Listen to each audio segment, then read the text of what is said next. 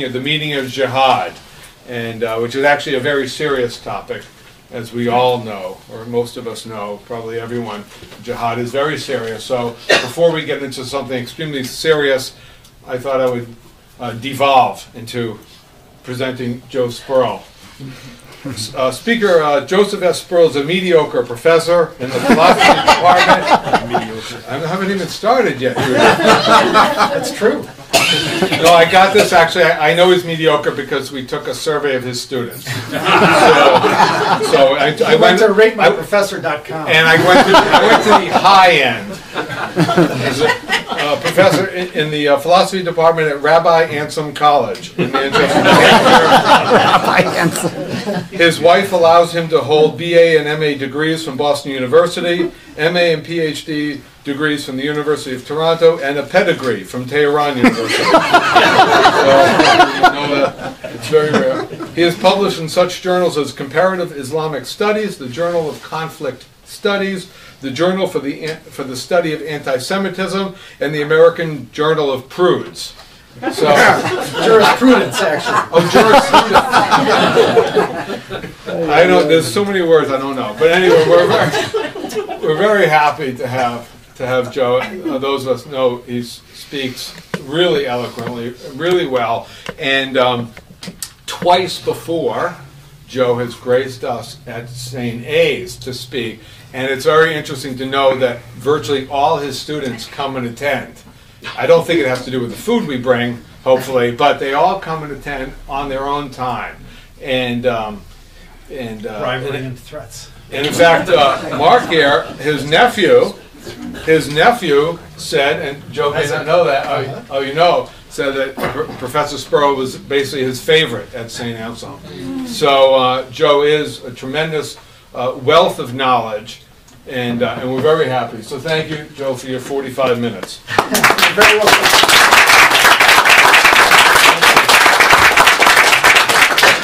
Well, thank you very much for the invitation and for coming out to hear this talk. I brought photocopies of a couple articles. One is an article I wrote called Jihad and Just War. About 25 copies of that, I think. Help yourself if you want one on your way out.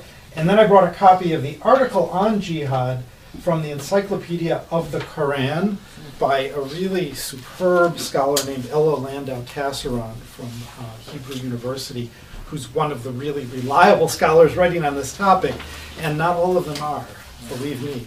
So my talk will have two parts. I want to talk about the meaning of the word jihad, first of all, and then I want to talk about the classical Islamic law of war, which is actually, those are actually two distinct topics. They're not exactly identical, though they overlap to some extent. So first, the meaning of the word jihad. Now, this is a matter of controversy because Muslims tend to be extremely defensive about any suggestion that Islam is a violent or belligerent or aggressive religion. And so they like to insist that jihad really means simply effort or exertion. It doesn't mean warfare, it doesn't mean violence. And they also love to quote a story about Muhammad, according to which Muhammad said when he returned from the battlefield to his home, I am turning from the lesser jihad fighting to the greater jihad spiritual struggle. That's a story. So both of these tropes occur in contemporary Islamic apologetics, especially when Muslims are addressing non-Muslim audiences. And I'll just say a word about both of those. So as a matter of fact, the Arabic word jihad is a verbal noun, which does mean effort or exertion or strain with connotations of exhaustion. It comes from the verb jahada, which means to exert oneself. True enough. And in pre-Islamic usage, the term had no bellicose connotations, it would seem. The word jihad and derivatives of the root occur in about 41 times in the Quran. In about 10 of those times, they clearly signify warfare. The other passages are either unclear or they're referring to other sorts of exertion. So, okay, there's a kernel of truth to that apologetic line that many Muslim speakers will take when addressing non-Muslims. But, as it happens, in the Islamic tradition, the word jihad came to have a very particular technical meaning. When classical Islamic law coalesced in the 8th and 9th centuries, the word jihad came, in fact, to mean primarily armed struggle for Islam, first and foremost to expand the borders of the Islamic State, secondly, and only secondarily, to defend the Islamic State against attacks. And in also the traditional collections of the sayings of Muhammad, called the Hadith collections, which are multi-volume works. Every one of those has a chapter on jihad. In every one of those chapters, the focus is exclusively on warfare. So what happened in the Islamic tradition is that a word that didn't originally mean warfare came to mean almost exclusively warfare of a religiously sanctioned sort. So when Muslims say jihad means struggle, not warfare, they're only telling you really half the truth. It's as if someone told you, oh, Vermont doesn't really mean one of the 50 states. You know, it's not a political entity with determinate boundaries and a certain status within the United States of America. No, it means Green Mountain. Vermont, if those of you who know any French know that literally Vermont means Green Mountain. Vermont is the Green Mountain state, after all. Now, it would not be accurate to, on one level it's true to say Vermont means Green Mountain. Okay, that's the literal meaning. But meaning is primarily determined by usage. And by usage, Vermont means a political entity, a state bordered by New Hampshire and New York and Quebec, one of the 50 states, etc. So if usage is the primary determinant of meaning, then the primary meaning of jihad is armed struggle for Islam. So it's kind of a red herring when that comes up. The other story, the story about Muhammad turning from the lesser jihad to the greater jihad. The greater jihad is really spiritual struggle, struggling to become a better person. Yes, again, you're getting part of the truth when you hear that story. That story is there in the Islamic tradition. However, it's never received any great prominence historically until very recently, until Muslims seized on it as a way of burnishing the image of Islam in the eyes of non-Muslims, especially in the West. It's a very recent development that this has received such emphasis. In the Sunni Muslim tradition, there are 6 main collections of Muhammad's sayings, hadith collections. That hadith, that story about Muhammad, does not occur in any of them. It occurs only in very minor collections, which are not generally regarded as reliable. So there are thousands of stories about Muhammad, and Muslim scholars themselves, going back centuries, have struggled to distinguish the reliable from the unreliable. And if you read Hassan al-Banna, the founder of the Muslim Brotherhood, if you read his essay on jihad, he goes out of his way to point out that this is not a sound hadith. This is not a reliable story. It doesn't come from a good pedigree, a good source. If you read the writings of Hamas, Hamas, in their writings on jihad, make the same point. So, but you'll never learn that from the Islamic apologists who love to trot this story out. All right, so that's just the word jihad. That's the first part of the talk. Whenever this comes up, it's really kind of a red herring. It's a way of distracting you from the real issue, which is the Islamic law of war. You could talk about that without ever using the word jihad. So it's always kind of a distraction to, it's kind of what we call a red herring in logic. It deflects you away from the main topic being, what does Islam teach about warfare? So let me turn to that topic then. Classical Islamic law on war. By classical Islamic law, I mean, I'm going to talk primarily about Sunni law, Shiites being a minority of the world's Muslims, maybe 10 to 15%.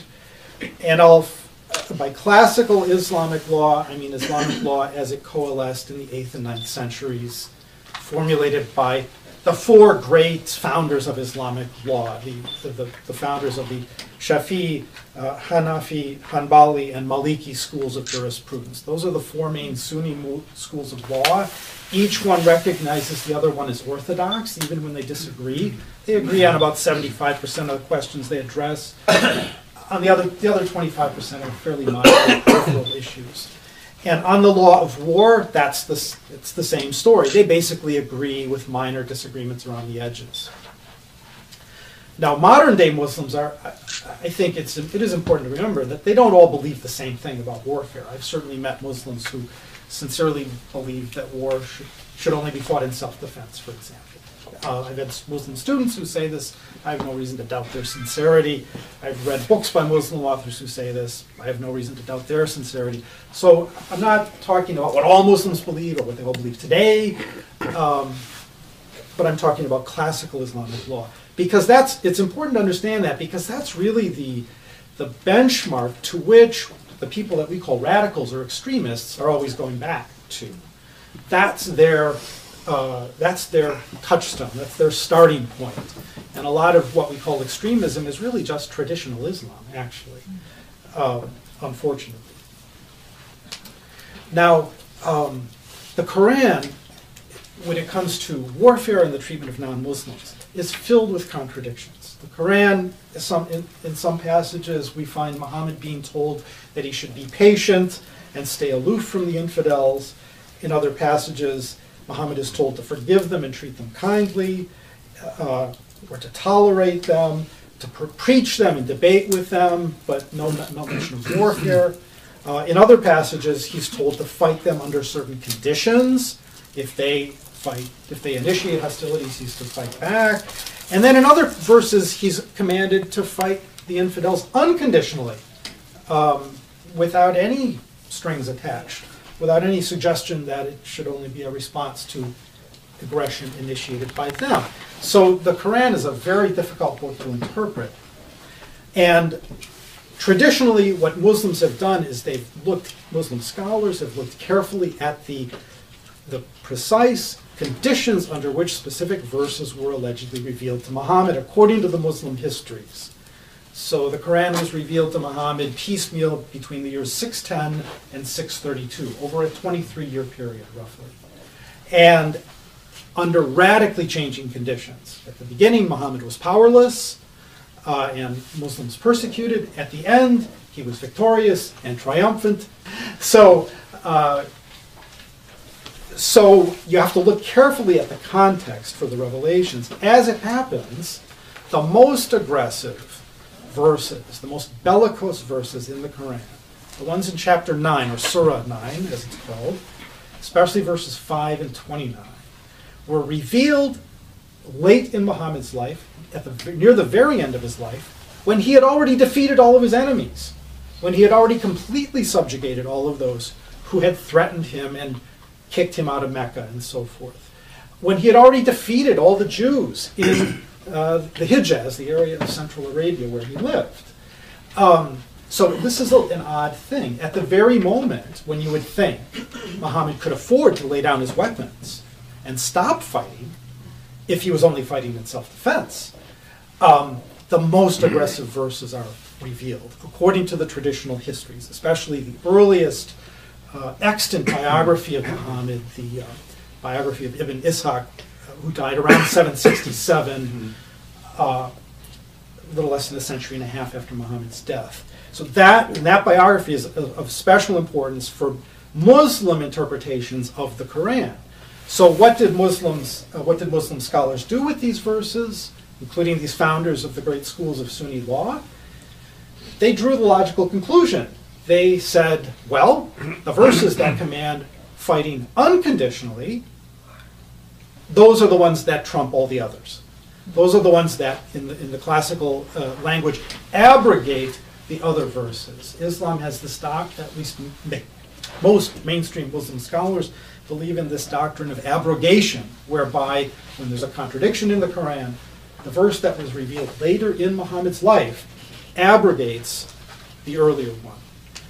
And the most aggressive verses were in fact revealed near the very end of Muhammad's life, right around the end of the year 630, beginning of 631, the spring of 631.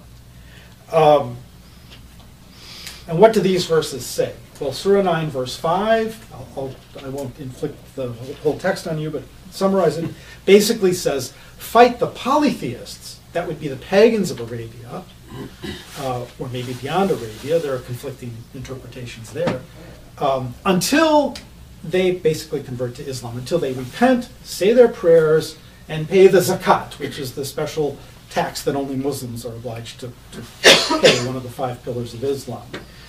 So polytheists, pagans, are given 2 options: conversion to Islam or death, on the terms of Surah 9, verse 5. Then there's Surah 9, verse 29, which refers to the people of the book. That would be Jews, Christians, Samaritans, and Zoroastrians. And these are people who received some kind of revelation that was originally authentic, though Muslims believe it's been corrupted down through the generations. So these people are to be fought unconditionally, not in self-defense, but unconditionally.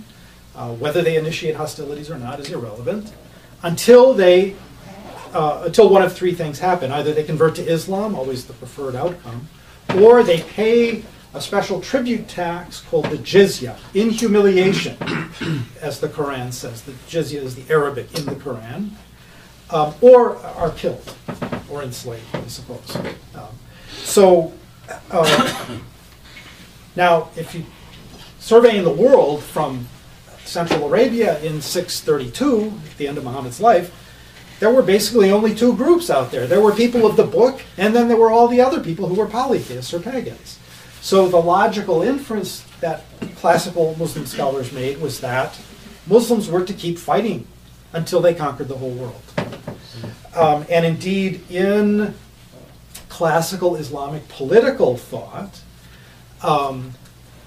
no legitimacy at all is accorded to non-Muslim states. The only legitimate state is the Muslim state. It's conceived of as being unitary, only one, even though, of course, eventually it fragmented quite a bit. Non-Muslim states have no moral legitimacy, no right to exist.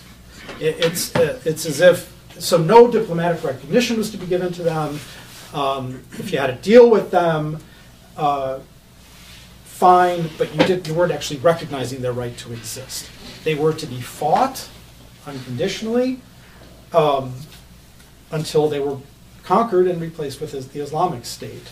And now, of course, if the Muslims were weak, if they had to recoup their strength, regain their strength after losses, truces could be entered into, but most of the jurists, there's a little bit of diversity here among the classical scholars, but the standard line is that a truce can last no more than 10 years, because Muhammad never signed a truce that lasted more than 10 years. He signed a famous truce with the pagans of Mecca called the Treaty of Hudaybiyah in 628. The term was to be 10 years. In fact, it only lasted 2 years before the fighting resumed. But a truce, a ceasefire, is not the same as recognition. It's not the same as a permanent peace treaty with the other side. Okay. So I guess there are two things to note about this. First of all, the preferred option when fighting non-Muslims is always that they convert to Islam. For some of them, that's the only option short of death.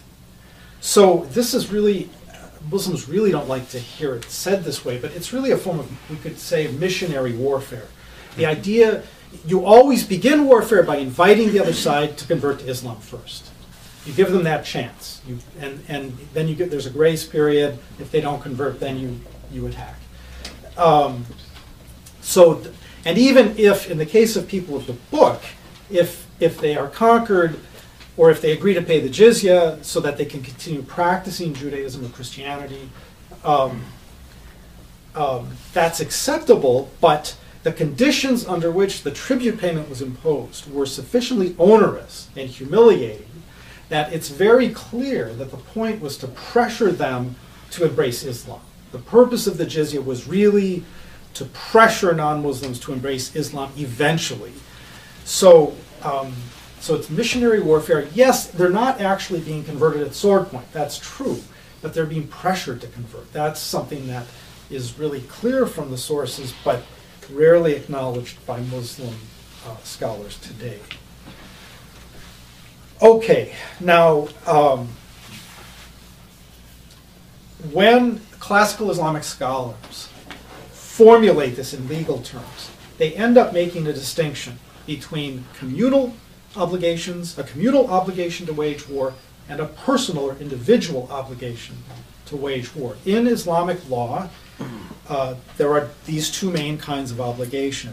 A communal obligation is one that the whole community has, such that some can discharge it on behalf of others. So, for example, the duty to have courts, Sharia courts and judges or qadis. It's a communal obligation. Not everyone is obligated to be a judge, but if the whole community fails to establish courts, then the whole community has sinned, has failed, and needs to get its act together. An individual obligation, in contrast, would be something that every believer has to do, praying 5 times a day, fasting during Ramadan, that kind of thing. You can't delegate it to someone else. Now, the classical Sharia, and this was really the innovation of the greatest of those 4 Sunni Muslim scholars, Muhammad al-Shafi'i, died in the early 9th century. He said the duty to wage offensive warfare, imperialistic warfare, to conquer non-Muslim states, is a communal obligation of the whole Muslim community. But not everyone has to do it, in other words. You can delegate that to a professional military, you can, and in fact, that's, you want control over it, you don't want people, you don't really want people just going off on their own. Though that's not strictly forbidden. It's considered offensive, but not strictly forbidden, not haram, which is interesting, because Islamic history is filled with examples of warriors going off on their own.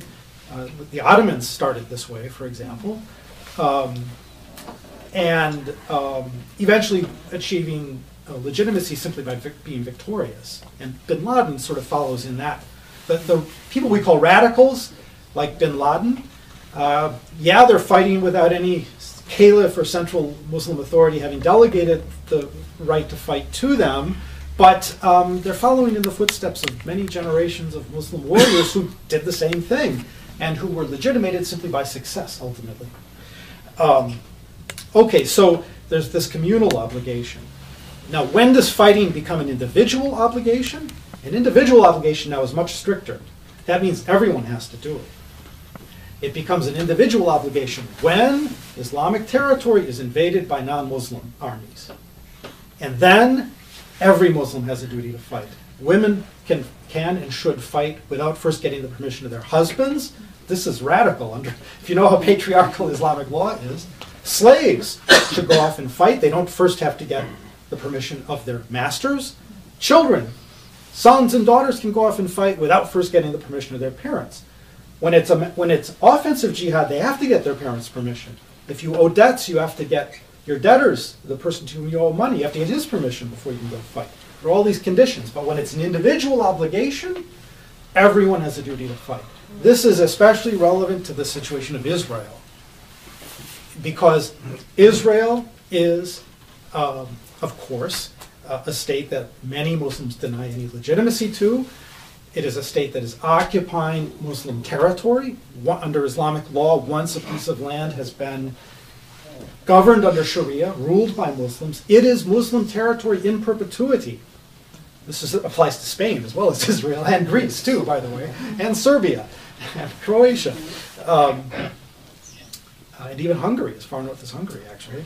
And you still find talk of liberating Spain on Muslim websites and stuff, believe it or not. So when you read the Hamas Charter, you find the language of classical Islamic law. It's an individual obligation of every Muslim to liberate Israel from the infidel invaders.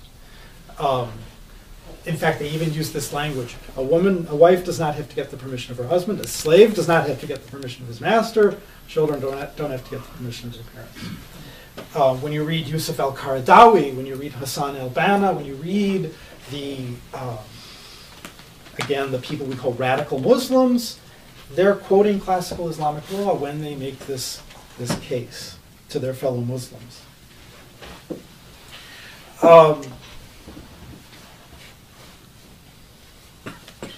Then the last thing I wanted to talk about was the notion of non-combatant immunity. What is the status of civilians, especially enemy civilians, under classical Islamic law.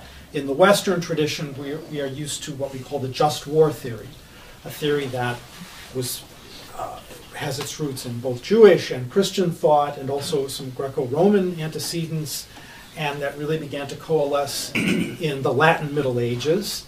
The first really classical formulation of it was in the early 1500s by a Spanish Catholic theologian named Francisco de Vitoria. I talk about him a bit in this article that I mentioned to you, Jihad and Just War. And in the just war tradition of the West, there are two big principles. You don't fight unless someone attacks you first. Warfare should be a response to a serious act of aggression or a threat, an injustice. It's not imperialistic aggression. Very different from Islamic law, which is imperialistic. And then secondly, the just war theory says you don't directly target civilians. You only directly target combatants, soldiers. And any unintentional harm to civilians has to be just that, unintentional, and it has to be the unavoidable side effect of an essential military operation. And the violence, the destruction has to be proportionate to the importance of the military aim. So no intentional killing and unintentional killing is limited. In Islam, what do we find? We find it's very different from the Western tradition, where you get kind of a logical definition of who's a combatant, who's a non-combatant, and then, applications to cases. This person meets the definition, this person doesn't, these people have to be left alone, these people can be targeted. No, in Islam, Islamic law is based totally on the Quran and the teaching and example of Muhammad, and on analogical reasoning that takes those as their starting point. So Muhammad said at various points in his career, don't kill women and children. You shouldn't be killing women and children. He never said, only fight those who are fighting you, or only fight those who are bearing weapons and clearly are involved in hostilities. He didn't say that. He said, don't target women and children. Important difference. So, classical Islamic law says you can't intentionally target women and children, but everybody else can be targeted whether they're involved in hostilities or not. So in other words, there's really no notion of a non-combatant. There's no such thing as non-combatant immunity in Islamic law. There are simply lists of those who shouldn't be directly targeted based on prophetic tradition, based on the traditional stories about Muhammad. Now, the great Muhammad al-Shafi'i, founder of the Shafi'i school of jurisprudence, founder also of, he's generally regarded as the founder of the science of Islamic jurisprudence, and really, I think, the most important of the four founding fathers of Sunni Muslim law. He was convinced that the only really reliable hadith was the one where Muhammad said, don't target women and children. Other scholars were adding the elderly and monks to that list. And then the lists vary. You do find diversity in the Muslim tradition. But Shafi'i stuck with this very limited list. And here's what I'm quoting now from a Shafi'i manual of law called The Reliance of the Traveler, which is available in English translation. So that's what I use, since I don't know Arabic. He says this: it is not permissible in jihad to kill women or children unless they are fighting against the Muslims. Nor is it permissible to kill animals unless they are being ridden into battle against the Muslims, or if killing them will help defeat the enemy. It is permissible to kill old men, meaning someone more than 40 years of age, and monks. So, in other words, it doesn't matter that the old men and the monks are not involved in combat. That's irrelevant. The only thing that's relevant is that Muhammad said, don't kill women and children. That means everybody else is a fair target in warfare. There's also this little phrase, it's not permissible to kill women or children unless they are fighting against the Muslims. That's an important qualifier too, because in fact, fighting against the Muslims in classical Islamic law was given a very broad interpretation. Incitement, agitation against Islam, urging others to go out and fight the Muslims. writing poetry. The Arabs were big on poetry. It was kind of the mass media and entertainment of the day. And poetry is still very important in Arabic culture. But if you wrote poetry denouncing, criticizing, or making fun of Muhammad or the Muslims, guess what? You were very likely to get your throat cut in the night, because Muhammad sent assassins out specifically to target any poets who mocked him or who criticized Islam, even if they were women. Even if they were women sleeping surrounded by their own children. And there are stories like this in the earliest sources on Muhammad's life. So it turns out, or giving advice. So there are examples of very elderly men being killed with Muhammad's approval because they were giving advice to the enemy. So this too is relevant to Israel, because if you read the writings of Hamas, if you read in particular Yusuf al-Qaradawi, who is, maybe I should just say a word about him, he is the most respected religious authority in the global Muslim Brotherhood. He's an Egyptian, he's now in his 80s, quite elderly. He's spent most of his career as a professor of Islamic law at the University of Doha in Qatar. He has a hugely popular TV show called Islamic Law and Life on Al Jazeera TV. He is hugely influential in Hamas. Hamas listens to his fatwas and they follow them. He was the guy who gave the fatwa that said it's okay for women to be suicide bombers. And then Hamas started doing it, but not without his say-so. He has founded a wide array of international Muslim organizations, the European Council for Fatwa and Research, which is the go-to organization for European Muslims with questions about Islamic law, the Union of the Good, which played an important role in organizing the Gaza flotilla back in 2010, and on the list goes.